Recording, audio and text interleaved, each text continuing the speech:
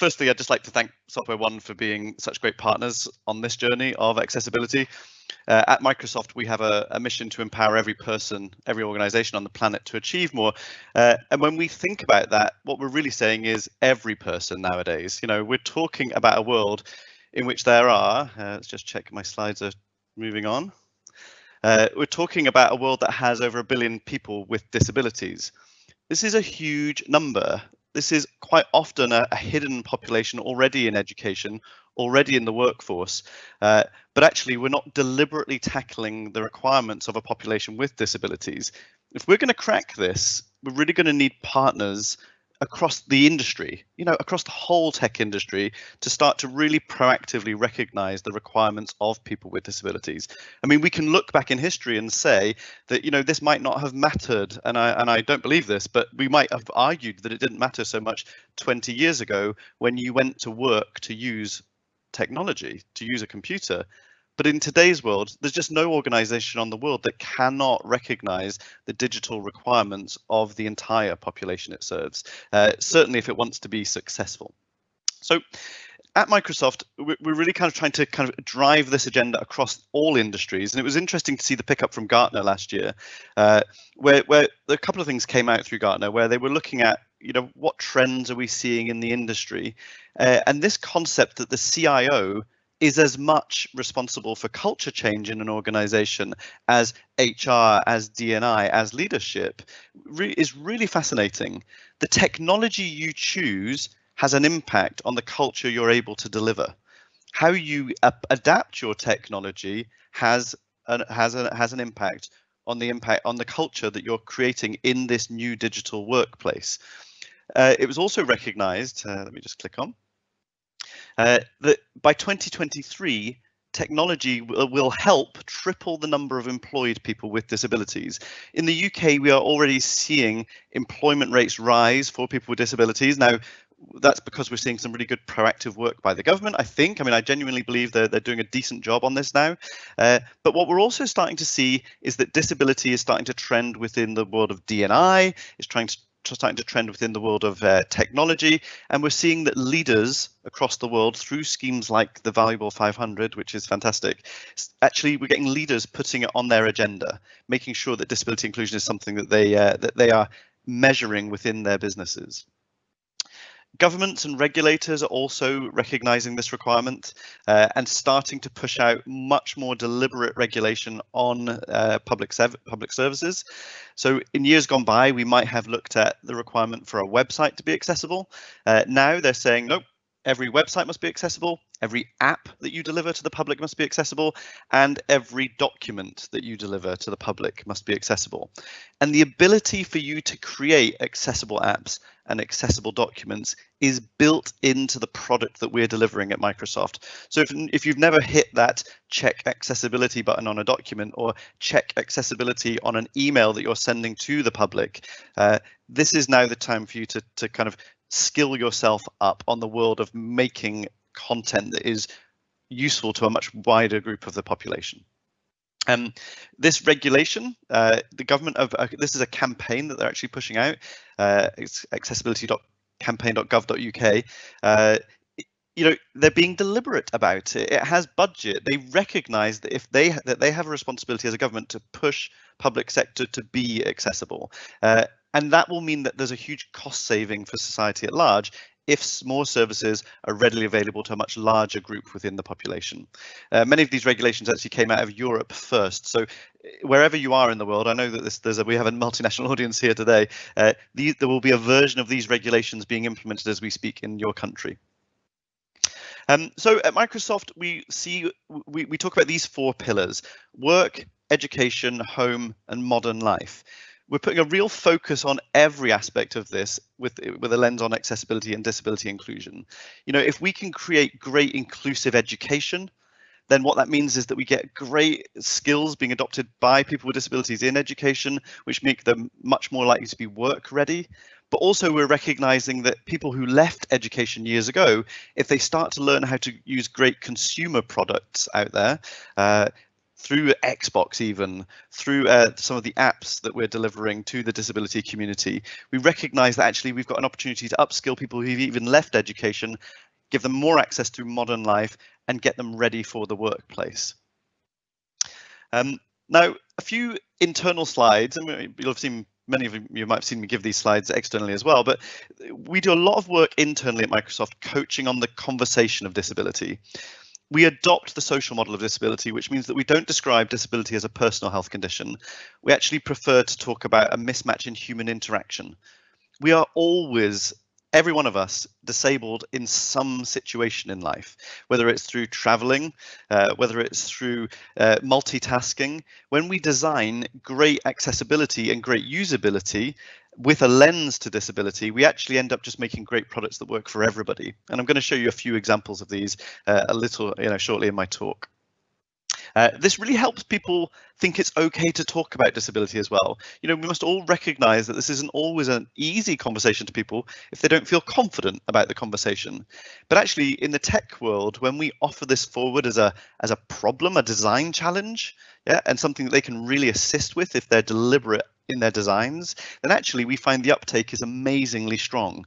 We have huge numbers of people taking voluntary training on accessibility inside Microsoft because they're seeing this trend, and actually because it's just a really natural human response to want to design products that work for a greater number of people.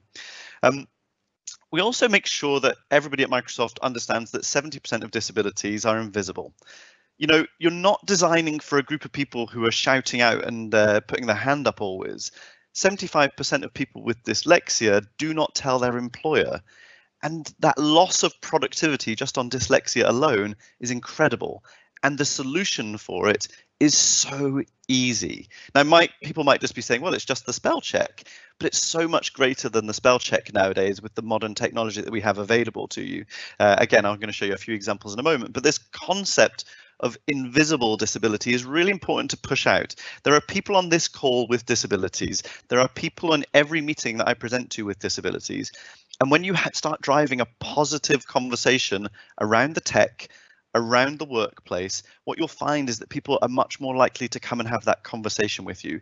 I have literally had people who have lost lots of their hearing, literally pull out their hearing aids at the end of meetings with me and said, I've never told anyone in my team, but I'm so grateful that we're having a conversation about this, and I'm going to be using these captions in every meeting and every Teams meeting that I join. It's that. It's about being deliberately forthcoming on the topic of disability and tech accessibility that makes the conversation often easier to have. So we truly believe disability is a strength at Microsoft. The representation of disability that we have and the communication that we offer to people, all communities across Microsoft, is critical. We need somebody who's blind in Mumbai having a conversation with someone who's blind in London, having a conversation about what it's like to be an employee at Microsoft and some of the challenges that they face. We need that volume to rise within the organization so that we're constantly reflecting on ourselves and making the requisite adjustments to make sure that we're delivering a much more inclusive workplace. But now that we have that voice of disability within Microsoft, it's feeding into our product. Yeah, so disability is a strength to our product teams, to our technologists, to our AI teams. We are constantly turning to the disability community. We have an event next week called the Ability Summit. We have over 6,000 people registered already, and more than 50% are internal. Yeah, so we have people interested in the topic of disability, but people with disabilities are now giving their voice to the improvements we need to make on our products. What that means is, in a world where Office updates every month and Windows updates every 6 months, we can make it much more easy and much quicker for us to get the improvements we need to start building more routinely accessible. And we also now live in a world of different technology, cloud connected technology, AI, where actually the opportunity to design solutions that really are delightful, and game changing is there. And I'm going to give you a few examples. So disability inclusion is everyone's business in an organization. This is not HR only. This is not the tech people. There is literally no team within Microsoft where we're not having a conversation around accessibility. Other things that I've noticed recently, just to bring it really up to modern day, is that when you get it wrong on accessibility, it really starts to damage your brand. Yeah, there is real risk when you make something non-accessible. The recent talk about COVID tracing apps, immediately the Ada Lovelace Institute picked up on the fact that we were already delivering some of these apps in a non-accessible way.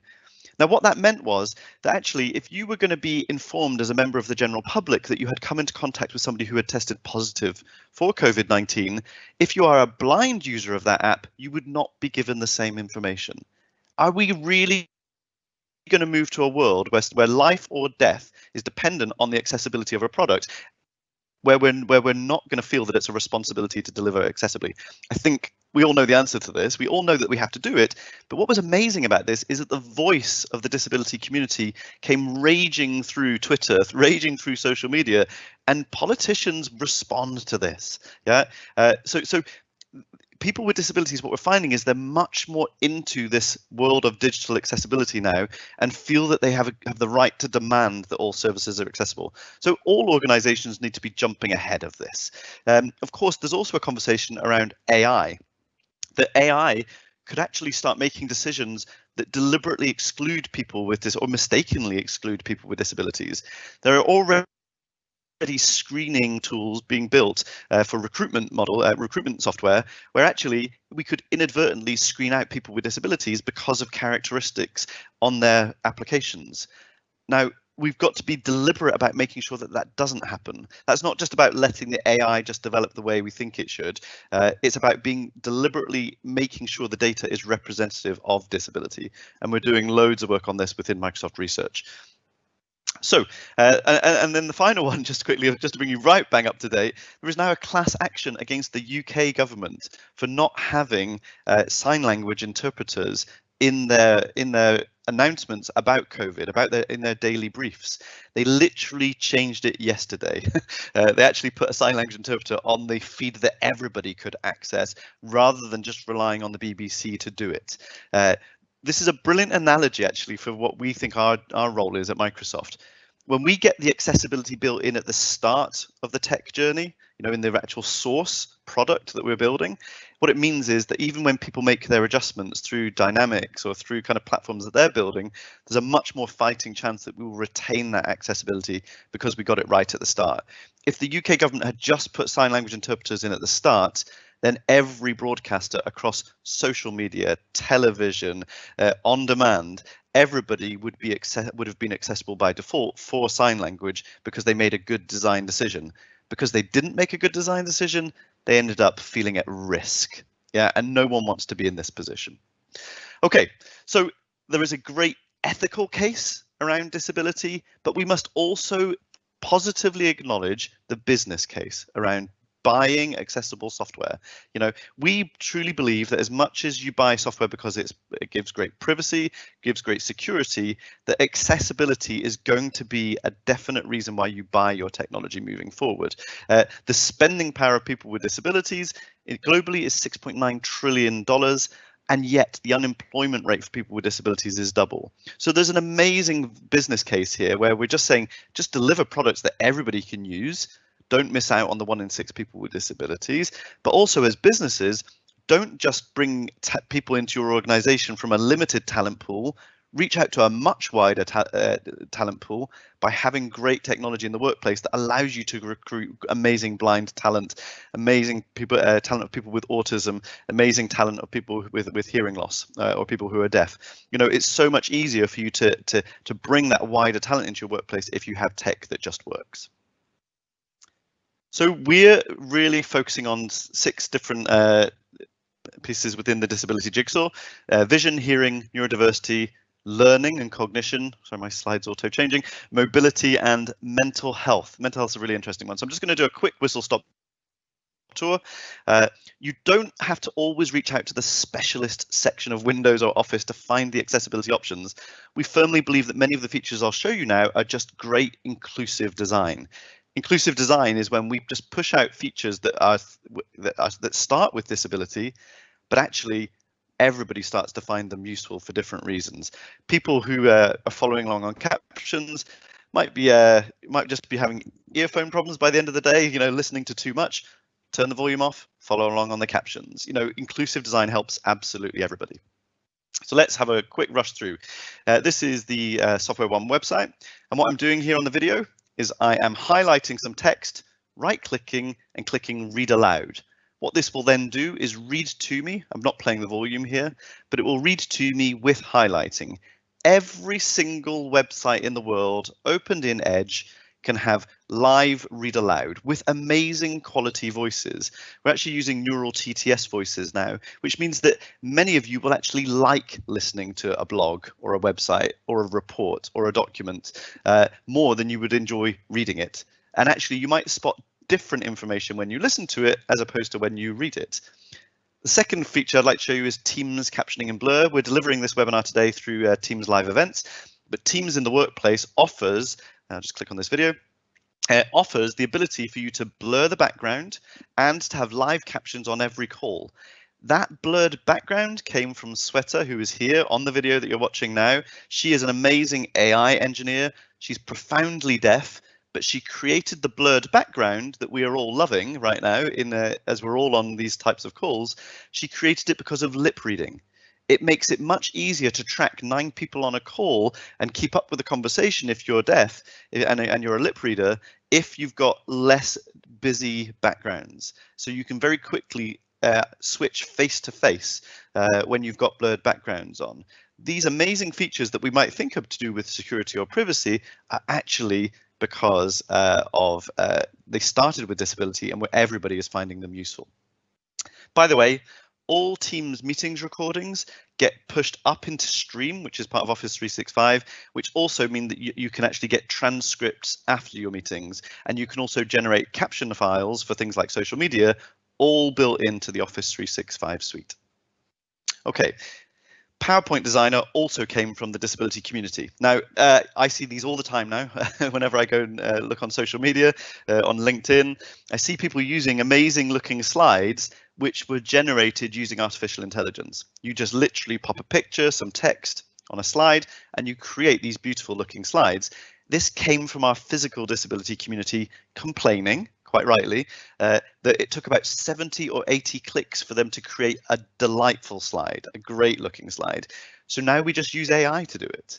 Yeah, but the permission to play on that as an engineering team came from us highlighting the exclusion for people with physical disabilities. Now we all absolutely love this feature, and it came from the world of disability. Okay. Voice dictation.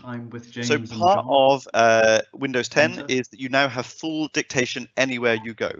This is really good for people with physical disabilities, but also great for people who struggle with writing. Oh, my slide's auto changing again. Now, this is an expectation of technology nowadays. What we're finding is that people are using voice dictation on their phones all the time and things like WhatsApp. It's becoming a normal part of the modern life. But actually, we need to start making it part of the workplace. If people are finding that they're included because they have the option of dictation on their phones, we don't want them to feel excluded when they get into the workplace. So you now have full, amazing quality Office dictation in Office 365, but also across the whole Windows suite through Windows 10. Okay, just to wrap up, this graph that I'm looking at here, it shows the trends in workplace accommodation from the UK government. And what it shows is that seeing and hearing have stayed relatively flat over the last 10 years. Hearing slightly creeping up, vision slightly creeping down. Physical disability, the workplace accommodations have actually dropped quite significantly. And I would put that down to just mainstream tech just being more routinely accessible. Yeah, tech just more routinely starts to work for a greater number of people, and therefore the specialist accommodations maybe have kind of become less common because tech has just become better designed. But the two that are on the rise, and I think anybody working in HR should be aware of this, is mental health and cognition. And under cognition, I would definitely say that that's dyslexia. Many adaptations being put in by the government for dyslexia and mental health. But actually, we have amazing things built in now, even today, within the Office suite and Windows. In the app ecosystem, we have something called Office Lens. Office Lens allows you to take a photo of a page and immediately convert it into a view that you can read with read aloud, with splitting the words into syllables. it just makes any piece of paper accessible to somebody with a reading disability. On mental health, we have something called My Analytics in Outlook, which allows you to get a dashboard on your productivity, on your focus time, on your workplace habits, and it's only available to you. It's not that your employer gets to see this, but what it then does is it uses artificial intelligence to make positive recommendations about things that you could do to improve your work-life balance and your work habits. And when you send emails, it's an amazing tool, but actually people quite often don't know that it's there. And I definitely think it's one that certainly HR teams should be across and be looking at as these requirements for mental health accommodations increase in the workplace. And my very last slide is just to tell you, in these worlds where we're struggling to work with kids doing their homework in one room, reports that need to be written in the other room, find time to find Focus Assist in Windows 10. Just swipe in from the right hand side and you'll see a Focus Assist button. And what that does is it means that you lock in on what you're doing. You stop the distractions from Teams, from Skype, from whatever you're using, because you have deliberately clicked that focus button. Just these small tips and tricks mean that somebody who is struggling with anxiety about a deadline, is struggling with their balancing work life at the moment, is just having a better experience. So thank you so much.